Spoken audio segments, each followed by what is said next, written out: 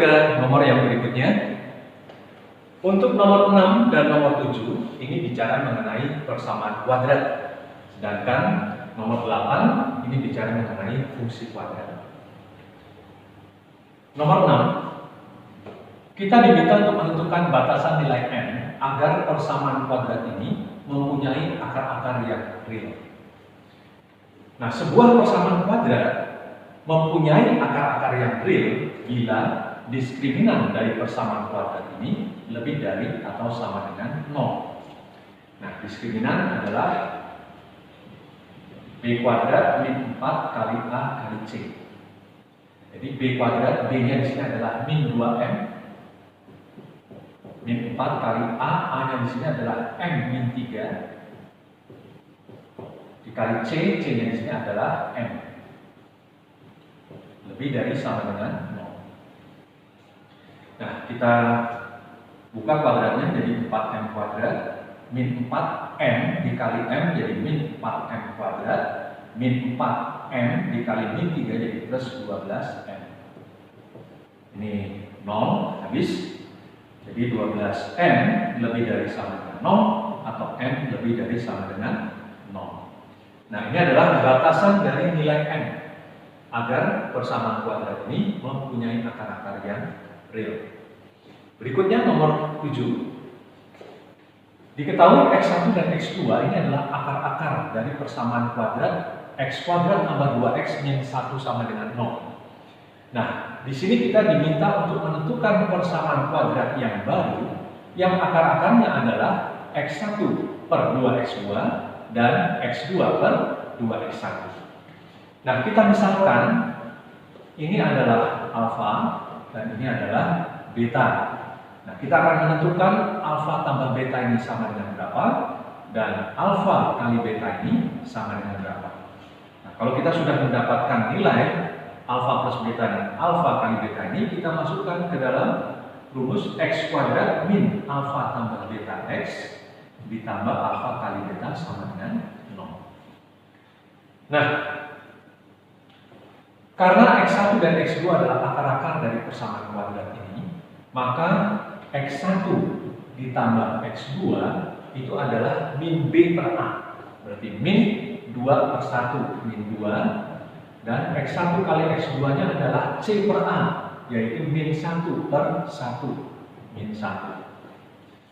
Nah, alfa tambah beta, ini tambah ini, X1 per 2 X2 ditambah X2 per 2X1. Kita samakan penyebutnya, ini menjadi 2X1 X2, berarti ini kita kalikan dengan X1 menjadi X1 kuadrat, dikalikan dengan X2 jadi X2 kuadrat. Nah, bentuk ini dapat saya tuliskan menjadi X1 ditambah X2 kuadrat min 2 kali X1 X2 dibagi 2 kali X1 X2. Nah, kita masukkan nilai dari X1 tambah X2 adalah min 2. Jadi min 2 kuadrat jadi 4 kurang 2 dikali X1 kali X2 adalah min 1. Jadi min 2 kali min 1 jadi plus 2 dibagi 2 dikali min 1. Jadi min 2, jadi kita dapatkan nilainya di sini adalah 6 dibagi min 2 min 3. Berikutnya alfa kali beta. Berarti ini kalikan dengan ini X1 per 2 X2 kalikan dengan X2 per 2 X1. Ya, ini sama ya, kita coret. Ini juga X2 kita coret, kita dapatkan di sini nilainya adalah 1 per 4. Nah, dengan demikian X kuadrat min alfa plus betanya adalah min 3, jadi min 3 plus 3X ditambah alfa kali betanya adalah 1/4. Nah, bentuk ini boleh kita kalikan dengan 4 untuk menghilangkan pecahannya. Jadi 4X kuadrat ditambah 12X ditambah 1 sama dengan 0. Inilah persamaan kuadrat yang baru, yang akar-akarnya adalah ini dan ini. Nah, berikutnya kita akan menentukan titik potong grafik fungsi kuadrat ini dengan sumbu X. Jadi ini dia yang diminta ya. Titik potong dengan sumbu X, kita diminta untuk menentukan koordinatnya. Nah, kita bisa menggunakan rumus Y sama dengan A dikali X min X puncak kuadrat ditambah Y puncak. Dalam hal ini, fungsi kuadrat ini titik puncaknya adalah min 1, min 4, ini X puncak, ini Y puncak, dan melalui titik 0, min 3. Ini X-nya, ini Y. Nah, kita masukkan ke dalam bentuk rumus ini, kita akan menentukan A-nya berapa.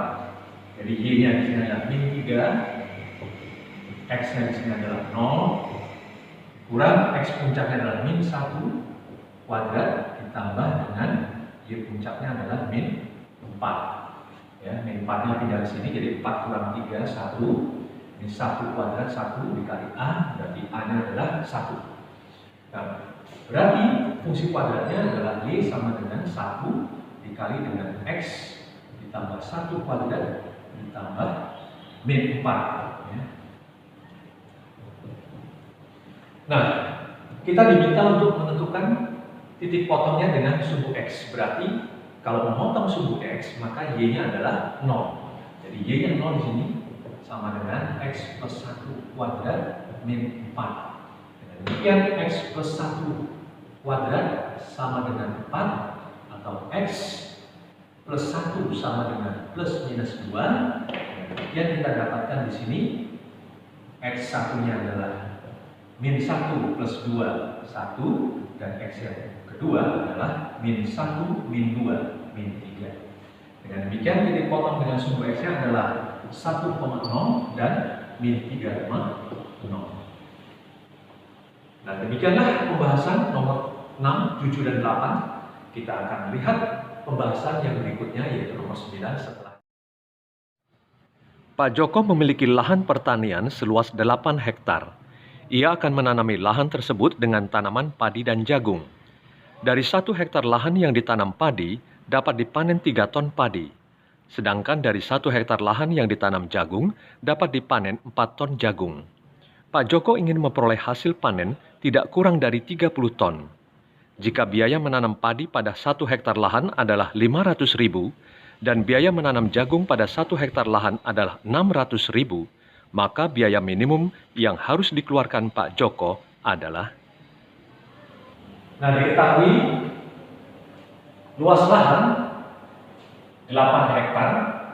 Jika 1 hektar lahan tersebut ditanami padi, maka akan menghasilkan panen sebanyak 3 ton dengan biaya 500.000. Sedangkan 1 hektar lahan ini bila ditanami dengan jagung akan menghasilkan panen sebanyak 4 ton dengan biaya Rp600.000. Nah, di sini Pak Joko menginginkan hasil panen itu tidak kurang dari 30 ton. Pertanyaannya adalah berapa biaya minimum yang harus dikeluarkan oleh Pak Joko. Nah, langkah pertama adalah kita buat terlebih dahulu model matematikanya, yaitu sistem pertidaksamaannya dan fungsi objektifnya, fungsi tujuannya. Misalkan X ini adalah banyak lahan yang ditanami padi.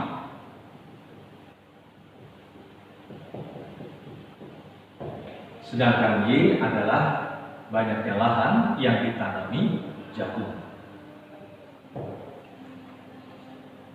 Nah, berarti di sini X ditambah Y kurang dari atau sama dengan 8 hektar. Jadi luas lahan yang ditanami padi dan jagung ini kurang dari atau sama dengan 8 hektar. Ya. Nah, berikutnya di sini panennya untuk padi 3 ton. Berarti berapa banyak lahan yang ditanami padi kita kalikan dengan 3. Jadi 3X ditambah untuk jagungnya di sini adalah 4 ton. Berarti dikalikan dengan 4, maka ini akan menghasilkan panen tidak kurang dari 30 ton. Jadi kalau tidak kurang berarti lebih dari atau sama dengan 30. Banyak lahan harus lebih dari sama dengan 0, Y juga lebih dari sama dengan 0. Nah, ini adalah sistem pertidaksamaannya atau bentuk kendalanya. Nah, fungsi objektifnya kita akan meminimumkan ya,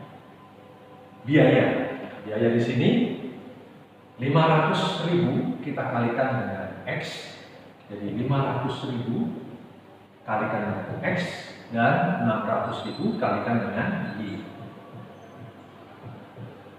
Nah, ini adalah biaya yang akan dikeluarkan untuk menanam padi dan jagung. Nah, langkah berikutnya kita akan menggambar dulu ya. Kita gambarkan dulu ini.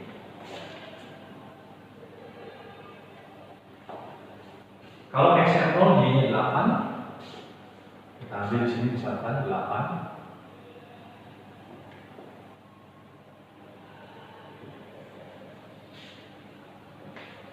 X plus Y kurang dari sama dengan 8. Kalau kita uji titik 0,0, kita masukkan ke sini, 0 tambah 0 kurang dari 8, benar. Nah, karena benar berarti daerah penyelesaian dari pertidaksamaan ini adalah yang mengarah ke 0,0. Kemudian garis ini, kalau X-nya 0, maka Y-nya adalah 30 dibagi 4, 7,5. Ya, 7,5 kurang lebih kita katakan di sini ya. Kemudian kalau Y-nya 0, maka X-nya adalah 10. Misalkan di sini.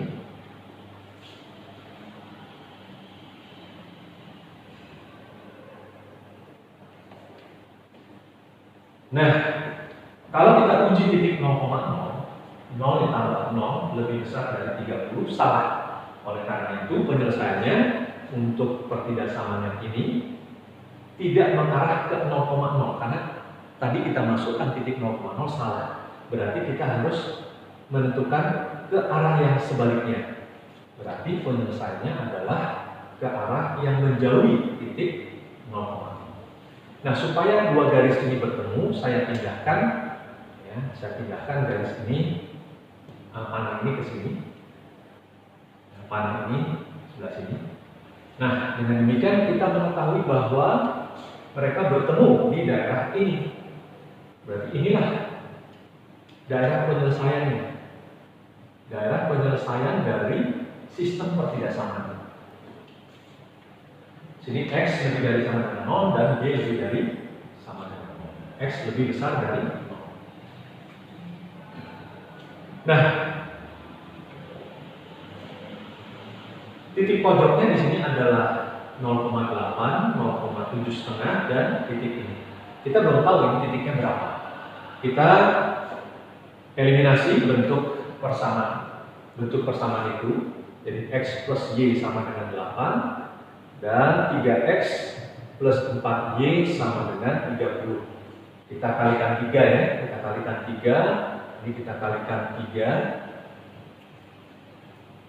Jadi 3Y sama dengan 24. Kita eliminasi, kita kurangkan 0, ini jadi minus Y, ini adalah minus 6. Berarti Y-nya adalah 6, X-nya adalah, kalau kita masukkan, maka X-nya, kalau Y-nya 6, maka X-nya adalah 2.